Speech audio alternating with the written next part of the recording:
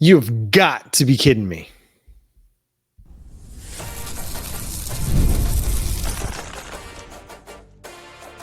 You are Locked On Sooners, your daily podcast on the Oklahoma Sooners. Part of the Locked On Podcast Network, your team every day. What's up, Sooner Nation? Welcome to Locked On Sooners, and thank you for making Locked On Sooners your first listen every single day. Shout out to all the everydayers out there. Tune in and subscribe to the show wherever you get your podcasts. He's Jay Smith. I'm John Williams, and we're opening the show in the Twilight Zone. We're going back to where we were this time a year ago, back to where we were in the fall, and it seems like the Oklahoma Sooners wide receiver room is just getting dinged up once again. Parker Thune of OU Insider and Rivals, and confirmed by George Stoya of Sooner Scoop and On 3, confirming that Javonnie Gibson suffered a significant injury. Details aren't readily available yet, but it seems like it's going to be a broken leg that might keep him out for a significant amount of time, Jay. Yeah, waiting on the full, official. The official prognosis on this, but yeah, it sounds like it's once again the injury bug has slapped us. It's like the name Jay and Gibson just going together is just anti-Oklahoma right now, and unfortunately, that's on the long list of other wide receivers that seem to be dealing with some dings. KJ Daniels, because Brent Venables mentioned him before. Same thing with Zion Ragin, and then there was a combination in reports before of Keontae Lewis dealing with something. And I don't know, man. John, I don't know. And now it just... yeah, Parker and George are both saying Isaiah Satania is dinged up. And, with Satania and Keontae Lewis, they're not expected to miss fall camp. But we went into fall camp last year with wide receivers that were day-to-day, that were limited. And here we are. Once again, with the most significant part of your wide receiver room limited or dinged up. And listen, Deion Burks is back. He's practicing, but he's been limited all spring. So where does this, what is going on? I don't know what's going on with the wide receiver room and why it's 2 years in a row that we're running into this situation. There's going to be a lot of speculation. I don't want to speculate too much about it, but how is it that Oklahoma is getting this unlucky? And maybe it was me. Maybe I cursed him. I said last week that there's no way they would have the same injury situation that they would once again. And here we are. I did not realize I had that much kind of power. I apologize. Yeah, no one man should have all of that power. And John, it appears that you're toting a lot of it around. But there's no way they can be healthy. There's no way that Oklahoma is going to be healthy enough to have an offense that can compete there. I don't. We'll say that, and then hopefully it goes the complete opposite. Yes, but no, I think we'll be fine. The good thing is that if the leg injury is what we're anticipating, it could be that he'll be back around the beginning of the season, and if that's the case, that's best case scenario. Worst case is they find out it's worse. But it doesn't sound like it's a compound. It does sound like it's a different type of fracture, which means there's a good chance he'll be back this season or he'll miss half the season, whatever. Now we need to wait and see if Jaden Gibson can come back, which he's still slated to show up here in fall camp. We'll see if you get that, then you may get yourself a number 1 back or number 2 back to go along with Zion Kearney, who is also a little bit on the dinged up side, but I think he'll be fine. He'll be able to play. You get Keontae Lewis back. That should be helpful. Satania with Burks. I think that's a great combination. Josiah Martin at one point was a little dinged up, but it looks like he's back and he's making plays. It's just you got to go get your guy out of the portal. The good thing is that this happened in the portal now, here in the spring portal. So you have an opportunity to go after a top tier player. You're not doing it in the fall where you're just kind of stuck with the roster that you currently have. So we did look out with that being the opportunity. So we could potentially go after somebody now. There's going to be a 1 or 2 game breaker type players that's going to be in the portal. You can jump after it. So yeah, we're just hoping that, somebody jumps in the portal and we can go after them. absolutely hate it for Javonnie Gibson, who's making the jump up from Arkansas Pine Bluff and looked to be the guy that was going to be Oklahoma's wide receiver one. I mean, based on everything that you're hearing out of camp, he's just been blowing everybody away and making play after play after play, creating a great connection with John Mateer. Hopefully he can be back at some point in the season, but I have a little bit of concern about having that hope and having that expectation, because that was the expectation that we had all last year, right? Was that guys are going to be back, and they never were back. And so it's going to put a lot more focus and a lot more attention on Oklahoma's medical staff that's already a little bit under fire and is going to be expected to get these guys ready and back on the field. But it's going to put all those veteran guys that you mentioned, the Keontez Lewis, the Deion Burks, those guys in particular, under the spotlight. They're going to have to remain healthy and go and produce this year, because you are looking at a lot of inexperience otherwise. Isaiah is the other guy in that group that has to get healthy and has to stay healthy, because you've got to have some experience out on the field to make this offense go. Otherwise, you're going to be relying on some young guys. And they've got some good young players? Absolutely. But you need to have that experience, those guys that have caught balls at the collegiate level, to go make plays and help that offense home. Yeah, you're going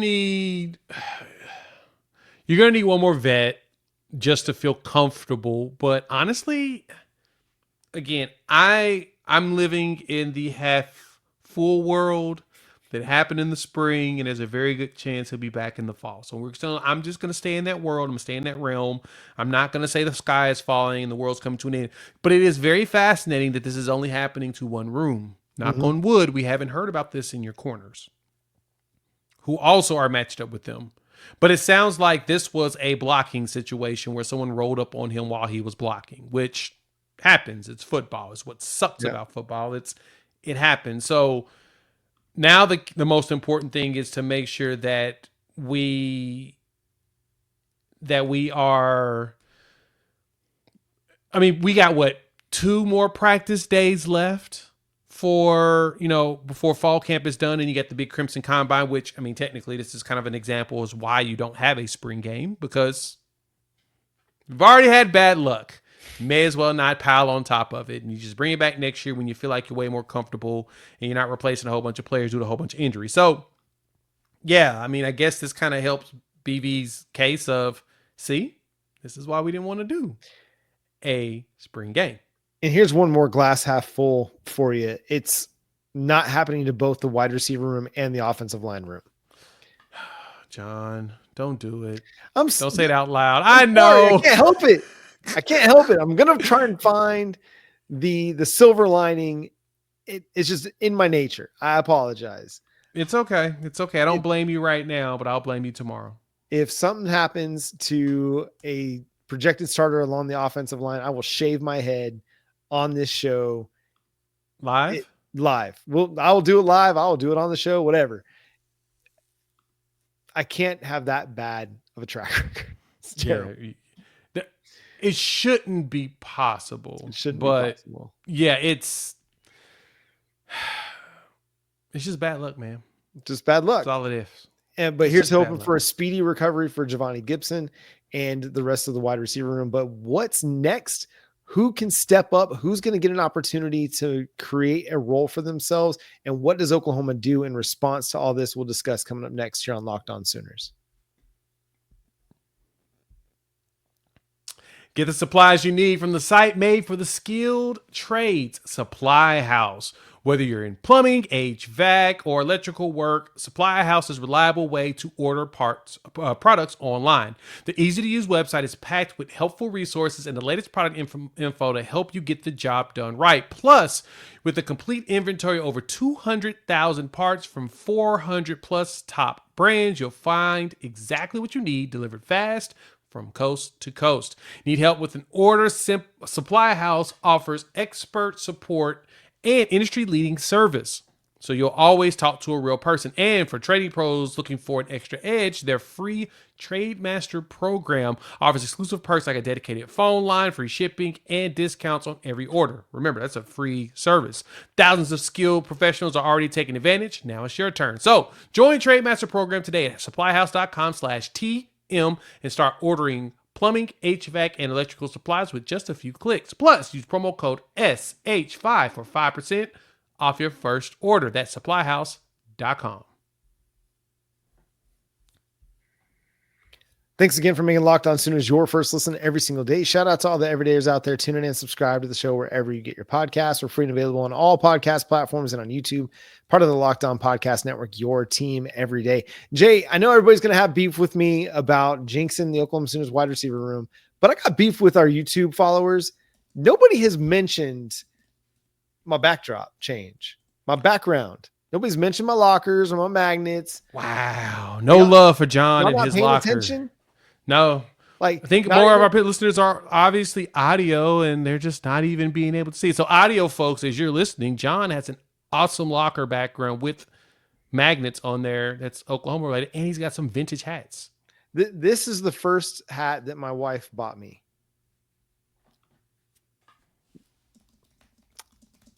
That's dope. Yeah, still got it. Anyway, that being said, what's Oklahoma going to do at wide receiver now, Jay? We talked a little bit about going to the transfer portal, but what are some names that we might need to look at? I know Trajan Bridges, former Oklahoma Sooners wide receiver, he's out there in the portal. Is that something you want to run back? John, do you really think we should go after Mr. Bridges? Do you think that it makes sense? Now, granted, I'm not saying that you're wrong there. I'm just asking, does it make sense? Because also I'm looking at him. I'm looking at Keon Brown, who's also in the portal. He hasn't had a home yet. Sincere Brown is also in the portal, the 6'5" wide receiver. He played at Campbell, but it sounds like a lot of schools have been offering the heck out of the kid. So I would not. I mean, he got an offer from Michigan, he got an offer from Arkansas, Texas A&M. He got one from Wake. I wouldn't mind a big 6'5" wide receiver, that appears to be super twitchy. So we just need to go get ourselves one, maybe two guys out of the portal at wide receiver just to have some additional bodies. I mean, heck, I don't know if he even get a chance to play, but if he's good, you take advantage of him, you go. So I would love for Oklahoma to jump in there. Heck, who is it? Emmett Mosley the fifth, who was the wide receiver at Stanford. He entered the portal whenever they fired their coach, just like Jake McCullough. You should go pick up the phone and call him. I mean, I know he's looking at he's going to visit Virginia and a couple other schools. Go throw your hat in there with him. Just say, hey, what's going on, buddy? Shoot him a text message. Hey, big head, see if you can get his attention to have a conversation because, hey, we could use another body. But as of right now, as mentioned in the last segment, Oklahoma's going to have to go get another receiver. Just going to have no choice. Even if everybody comes back healthy, you need another body just in case. Well, and somebody that's had a little bit of production at the collegiate level. I think that kind of thing matters. Even if it's lower level production, that can translate to a jump up, even if you are still just playing as a fourth or fifth wide receiver option. On the Trajan Bridges thing, I don't know if he'd be interested in coming back to Oklahoma after everything that went down, but it's a phone call that you got to make, right? You've got to at least look into the idea because he is a talented player. And, did he receive the accountability that came with what happened to him way back when? I mean, the court system seemed to think so. With Keon Brown was one of the earliest commits in the Brent Venables recruiting classes and had to go to the JUCO route. Hey, time to run it back. There was a relationship there and it was a strong enough one to get the commitment in the first place. Unfortunately, didn't have everything that he needed to have together to be able to come to Oklahoma as part of his recruiting class. Run it back. See if he's interested in now making the jump to Oklahoma. Now's the time. It is. We've got some solid wide receivers still in the room, though. The word out of practice has been big on Elijah Thomas. So we know that there's big excitement about him talking, Zion Kearney as well. Now we need to see if Kerryon can comes back healthy and really get going because he's been a little dinged up. Maybe you get something out of Manny Choice as well, who's another true freshman walking in. But Kerryon, Manny Choice, and Elijah Thomas are three players that really need to go ahead and there's opportunity to step up. Here's your chance. Josiah Martin is already ready. It sounds like he's doing some things. So you've got him with Burks as well as Satania, who should all be ready to go here in the fall. Burks is actually practicing, but they got him in bubble wrap. He's made some big plays, and then they say, get your butt out. You go rest, get your body going. If anything, we need to investigate the field conditions. Let's see what the field looks like. We need to improve it. Maybe we need to do a heavy investment in some new grass and breaking up the dirt and getting it softer or something. I don't know. Whatever it is, we need to figure out why it is just wide receivers that we're dealing with hell in. It appears that it's just them right now. Knock on wood, pray it stays, and it isolates itself to one room. If that's the case, I think I'll be okay. So I think the good thing is we have a veteran quarterback who can figure it out. We're not dealing in a situation where young quarterbacks trying to figure it out at the same learn the game at this level while also teaching wide receivers. We're dealing in a situation where a quarterback knows what the heck he's doing, and he probably can make it work no matter who he's throwing the ball to. Well, I think last year provides a bit of a eye opener for the coaching staff. Like, hey, we didn't have our young guys quite ready enough to play. And now we learned hopefully from that. And it doesn't matter if you're the projected 6th, 7th, or 8th guy at wide receiver, you've got to have yourself ready to play in the fall because we may need you. And Oklahoma definitely needed their young guys last year, and they weren't quite up to the task. They're going to need a guy like Elijah Thomas to continue to progress and make himself a significant part of the wide receiver rotation. The dude can play. He can really play. And I get that you don't want to rely on true freshmen, but sometimes those true freshmen are your better options. So if he can continue to emerge and continue to show out against Oklahoma's defense and go make plays, then he could potentially earn himself a role if guys like Keontez Lewis aren't ready for the start of the season. If Isaiah Satania, who they're probably factoring in more as a slot guy, if he doesn't make the move to the outside and isn't able to transition as well out there, I bet he can do both and do both with great effectiveness. But if you need another outside wide receiver, it could be Elijah Thomas. The guy's got all the skill in the world. I think he's the one that I know Sooner fans are really excited about him. He's the one that's getting the comparisons of like close to a CeeDee Lamb type. And I think he has a talent for it. So to me, he's the one that I am the most excited about playing because you really do want to have a young player that can break out. Him and Zion Kearney are the two that, for me, I need those two to be the ones that show up and show out. Those are the two that I need to be out there on the field making it happen because they show up, they show out, then you'll feel a lot more comfortable about that room for the next couple of years. That's when you're not, okay, Michael Hawkins has got some guys. If Jaden O'Neal continues to come to Oklahoma, then you're very comfortable with him and the wide receivers around him, including whatever additional ones you bring in, because you know Emmett Jones is going to recruit some guys. We just need Emmett to find a way to put all his dudes in bubble wrap and make sure they all make it out of these darn practices and camps.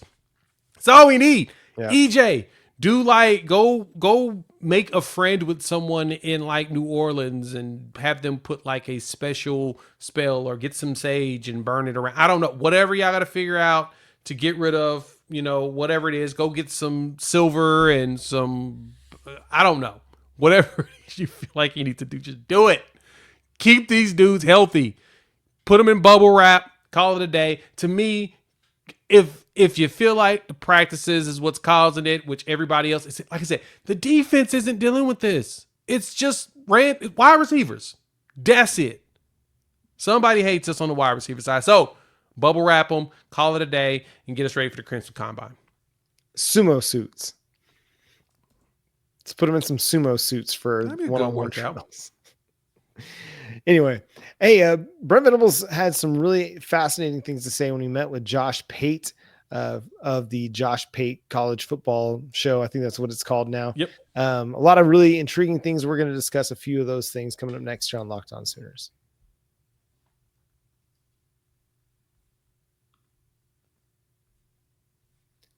Thanks again for making Locked On Sooners your first listen every single day. Shout out to all the everydayers out there tuning in. Subscribe to the show wherever you get your podcasts. We're part of the Locked On Podcast Network, your team every day.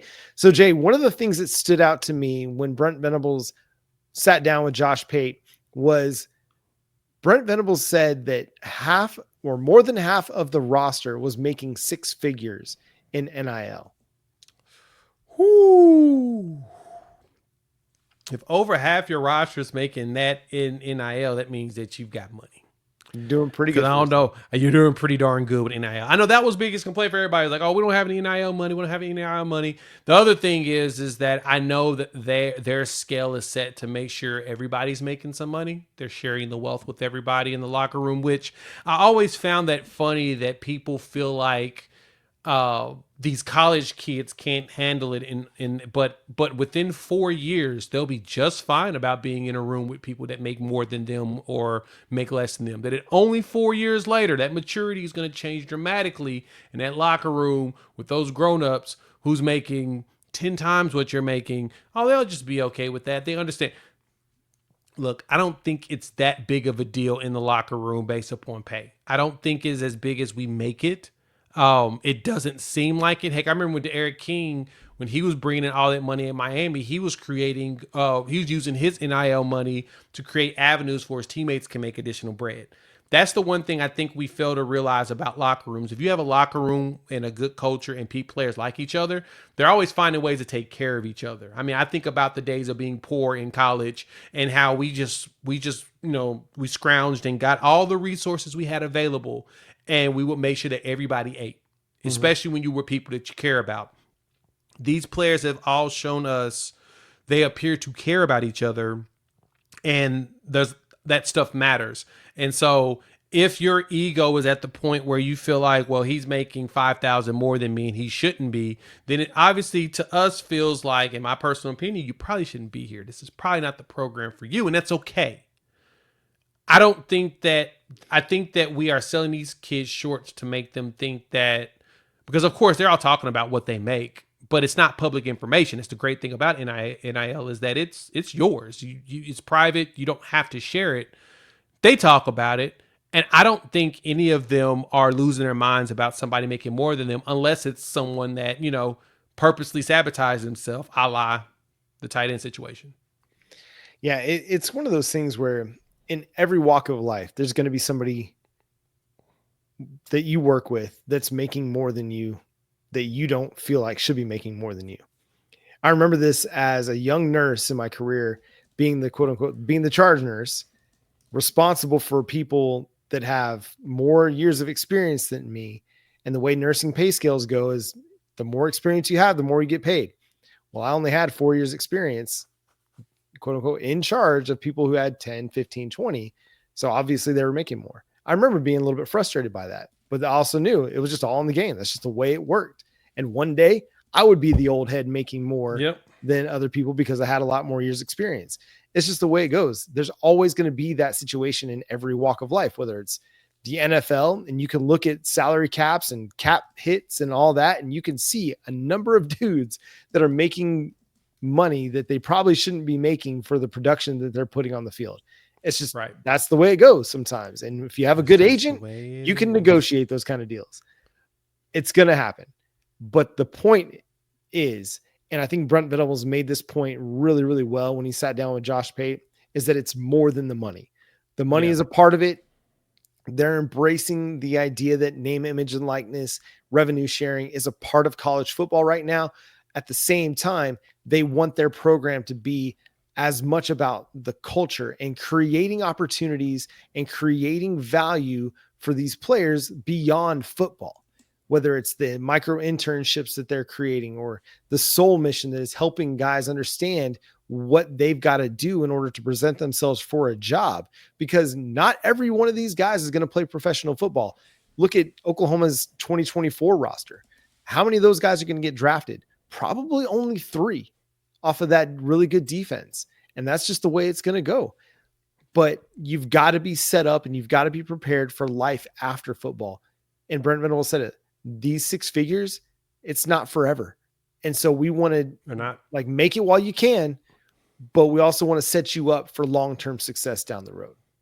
Yep. And that's what's most important, is that you're setting yourself up for success long term. And that's what a lot of recruits have said. They're trying to prepare me not only for playing today, but also for my future, career and everything else I'm going forward. And so that's the good thing. But it's very intriguing when he was talking about that. And in that interview, Brent Venables threw out a bunch of really good nuggets on top of it. So talking about the players, but over half the team having six figures, but Brent Venables dove also into kind of the philosophy.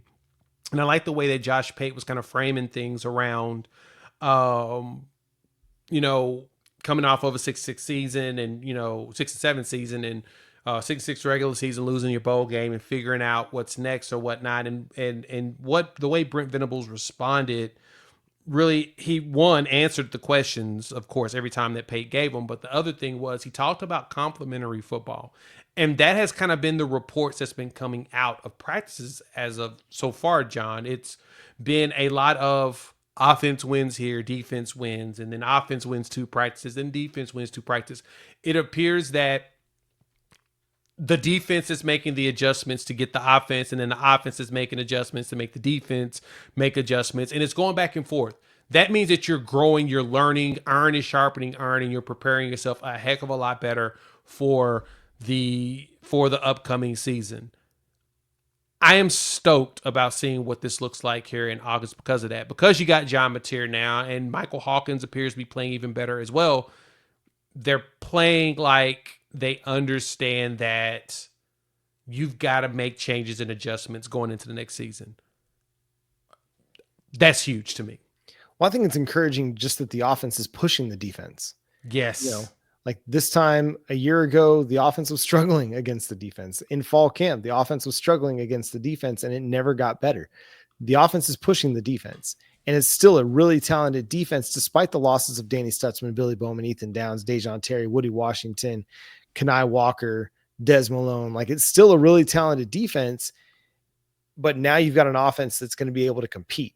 And I think they understand the assignment too. They don't have to go out there and score 50 points a game for Oklahoma to win a bunch of games. Obviously, They do. It makes everybody's life a lot easier, but they just got to be good. And if they can be good, Oklahoma's going to win a lot of football games. And John Mateer, I think, is going to have enough on his plate, in his arsenal, enough that he's going to be able to make enough plays to score enough points for Oklahoma's defense to be able to play with a lead a little bit more. And when they can play with a lead, they're deadly. We saw it against in the Alabama game, right? When they had that double-digit lead in the second half, Jalen Milroe had very little opportunity to drop back and get comfortable because the pass rush was just coming after him relentlessly. So if they can do that, if Oklahoma's offense can stake the defense to a lead in the third and fourth quarter, that's going to be huge for Oklahoma's chances of winning a lot of football games. Yeah. That's all you got to do is show up. That's what's most important. Show up. A competent offense with the way the defense played. Honestly, a competent offense makes this defense even better. Yep. That's the one thing that excites me so much about it is we need to see that we have a competent offense. And I think that we pull that competent offense, your defense is going to be just fine. You'll see an improvement. It's funny because I still believe you'll see a statistical improvement on defense, and people are going to probably read into that a little bit more than they should, which is okay. I totally get it. You're going to be like, oh my God, the defense is even better, and Danny Stutzman's not here. It's less about that. It's more of the offense making it to where the defense doesn't have to work as hard. Mateer's going to have some 3 and outs. You know that. But in those most critical moments, I think he's going to find ways to get those first downs to keep the chains going, or at least burn a lot of clock that exhausts their defense to where when our defense goes out there, they're energized and ready to go knock somebody's head off. I think that our defense is still going to be pretty ruthless, hard hitting, and we'll be ready to go this coming season. And he's not going to turn the football over in his half of the field as frequently as what happened last year.